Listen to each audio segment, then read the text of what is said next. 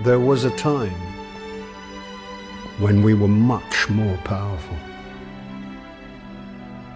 But that was long ago. Until it wakes and finds its voice,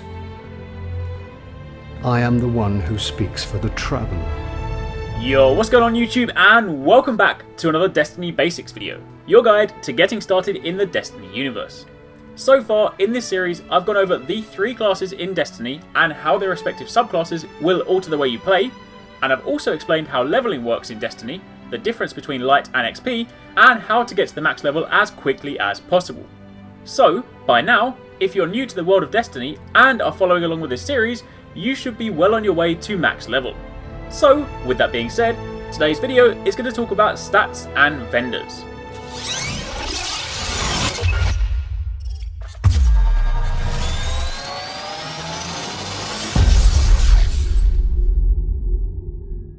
While you'll spend most of your time in Destiny out in the open world, shooting evil aliens, collecting awesome loot, and just in general defending the galaxy, you'll also spend a fair amount of time in the tower. Consider this as your home from home. As you will have already experienced having started the game, the tower is home to a variety of NPCs, or vendors, a lot of whom will be important to you as your Guardian climbs those all-important levels. Some vendors you'll visit more than others, but regardless, I'm going to start off this video by giving you a rundown of who they all are, where you'll find them, and why they matter. Or don't in some cases. And then I'm going to put my number hat on and talk about armour and weapon stats.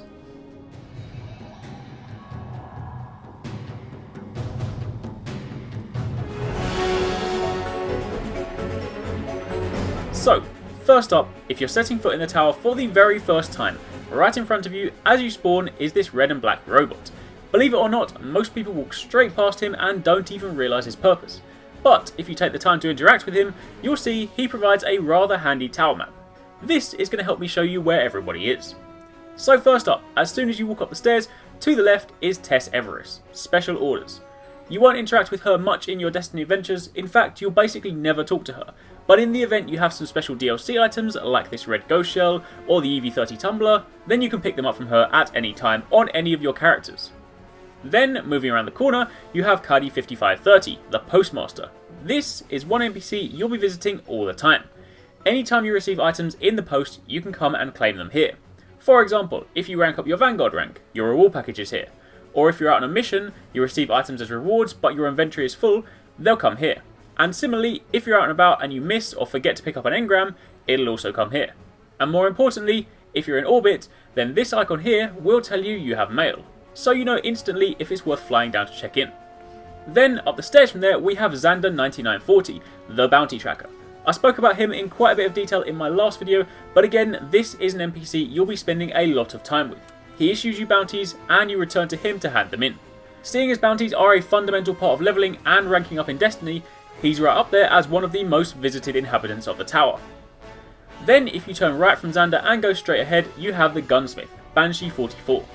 Now in all honesty, once you pass your initial few levels, you'll basically only ever have one reason to return to this guy: to buy ammo synthesis, primarily heavy ammo synthesis. If you've never used one before, these are used to replenish your ammo supply when you're out and about.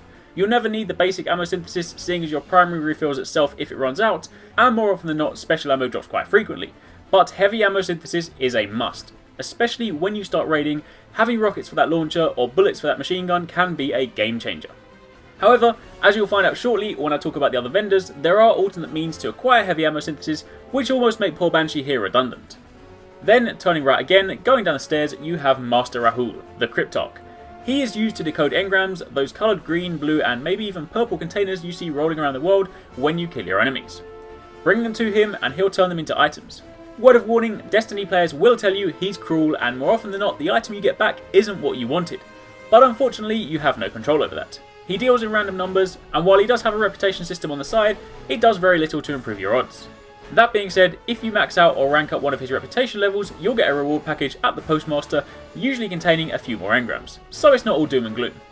Now, moving on from there, that's everyone in the main area except Arekkz, but we'll talk about her later on. For now, let's go downstairs. First up, to your right, you have Lord Shaxx, the Crucible Handler. He is your vendor for Crucible gear, and you can buy armour pieces in exchange for Crucible marks and commendations. These form part of your strategy to level up quickly, so between him and your Vanguard handler, they will prove pretty handy on your journey to the top. You'll notice all the stats on the armour pieces, we'll talk about them in a bit. Then to the left you have Arekkz 9940, the Crucible Quartermaster. You can see him as the weapons version of Lord Shaxx. He sells you Crucible weapons, again in exchange for marks and commendations, and also raw materials if you need them. Both of these NPCs have a reputation system and require certain ranks before you can buy gear and weapons. Rank 2 for armour, rank 3 for weapons. Then continuing into the main room you have your respective class vendors. Ikora Rey for Warlocks, Cade 6 for Hunters, and Commander Zavala for Titans. These guys will sell you gear throughout the game for your respective classes.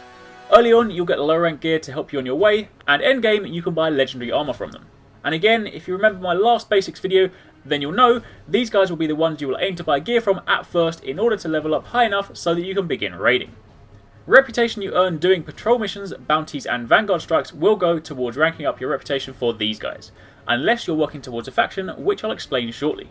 Then moving to the east side of the tower you now have Ronnie 5530, the Vanguard Quartermaster. Just like with Crucible, he's the Vanguard weapons guy, once again requiring a minimum rank of 3 to purchase weapons in exchange for marks and commendations. And he too sells raw materials should you need them. Then moving up the stairs from him you have Amanda Holiday, the Shipwright. She sells ships and sparrows, but to be honest you'll basically never visit her. You'll find much better, cooler looking ships by doing Vanguard rock strikes, and if you begin raiding, similarly you'll obtain a better sparrow. But either way, if you want something that looks a little bit different, then she's the one to go to. Now, there are 2 more vendors on this side, but they are faction related, so I'll return to them soon. Lastly, on the opposite side of the tower on the west, you have Eva Levanti, the Guardian Outfitter. She sells you emblems for your player card and shaders, so that once you hit level 20, you can change the colour of your Guardian. Her stock does refresh daily, but you'll usually see the same things bar the occasional rotation, so with that being said, she is rarely visited. And lastly, you have the Speaker, the voice of the Traveller. He deals in motes of light, and in exchange for enough of them, you can snag some pretty sweet looking class items. Cloaks for Hunters, marks for Titans, and bonds for Warlocks. Now, before I talk stats, the last vendors I want to mention are Arekkz, Zur, and the event specific ones. Arekkz you'll find back here in the main area. She's only relevant if you have the Dark Below expansion, and it may well be in the future that additional vendors are added for future DLCs. She will issue you with quests relating to the Dark Below, and she too has her own reputation system, rank her up, and you can purchase what she has for sale. Then you have Zur. Now Zur, as mentioned in the last video, is an exotic merchant. He is only in the tower from Friday to Sunday morning, that's in GMT, and when he arrives, he is always located in one of 6 possible locations. You can see them marked on the map now. From left to right you have in the west by the balcony, or by the big door. In the main area you have down the stairs, or up on the walkway by the Vanguard handlers. Then in the east, on the right as you go down the stairs, or right at the bottom in the basement. When he arrives, if you have enough strange coins, you can purchase exotic weapons and armour from him, upgrade any old exotics you have, and if you're lucky, purchase heavy ammo synthesis from him in exchange for strange coins, as opposed to Glimmer. His stock changes every week when he returns, so if he doesn't have something you want, then you have to wait another week. And lastly, you have this area here, which is currently closed off. This area only opens up when there are special events going on, like I Am Banner. These events have their own respective vendors who you'll deal with throughout the course of the event. You can buy gear from them, and if it's relevant, get bounties from them. So, those are all the main vendors you'll find around the tower. However, just before I talk about faction vendors, I now need to explain stats, armour and weapon stats.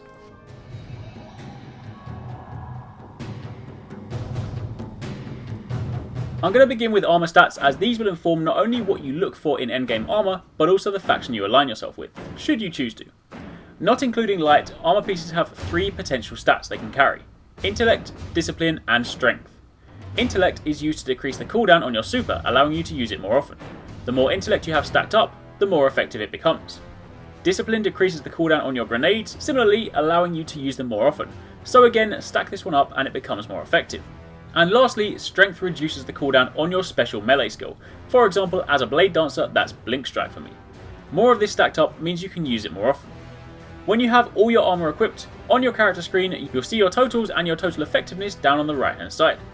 Right now, what I'm wearing isn't actually optimised for my build. See, as a Blade Dancer, I specialise in using my super and melee abilities to go invisible as much as possible, especially when raiding. So ideally, I'd want Intellect and Strength, but as you can see, this gear has a ridiculous amount of Discipline, which means my grenades cool down extremely quickly, but that doesn't really benefit me. The main problem is, When buying legendary gear, you can pick and choose the stats you want from the vendors that sell the specific pieces, but when raiding, the gear you get has random stats, so you have much less control. Either way, when buying gear, work out what's most important to you and your build, and buy armour based on that. And just quickly, while we're on the topic of stats, let's take a quick look at weapons. Weapons carry 7 stats, most of which are self-explanatory, but there is one particular stat that isn't what it seems. Let's take my hand cannon, Word of CROTA, as an example. From top to bottom you have rate of fire, this is the number of shots per minute this weapon can fire. Then you have impact, which increases the damage inflicted by each round, higher impact, higher damage. The range stat increases the effective range of the weapon, anything beyond this distance results in fall off, which means your shots do less damage beyond that point. Stability is used to decrease the recoil on the weapon when fired repeatedly. Reload speed refers to how quickly the weapon can be reloaded, and magazine is quite obviously how many shots you have in the magazine. The attack stat, however, the big number on the side here, is quite possibly the most confusing and misunderstood stat in the game. This number means 2 things. Firstly, if it's coloured in, it means it carries an element. Purple is void, orange is solar, and blue is arc, and then white is regular connect damage. Different elements are used for dealing damage to different colour shielded enemies. I'll go over that in another video, but for now just recognise that colours refer to elemental damage. So this hand cannon is void. However, the big number here, attack. If you've played MMOs in the past, you'd instantly think this refers to the damage the weapon does, but it doesn't. Attack is instead a modifier for your impact. The attack stat provides a rating which determines how much of the potential damage from the impact rating of the weapon you can do as a percentage when compared to your enemy's defense values. In other words, enemies with higher defense values require higher attack stats. If your enemy's defense value is higher than your attack stat on your weapon, you won't be doing maximum impact on your weapon. Generally speaking, when using endgame weapons, maxing them out is the easiest way to ensure you're doing maximum damage. So, now you know what the stats mean. With all that in mind, let's take a look at the last 3 vendors.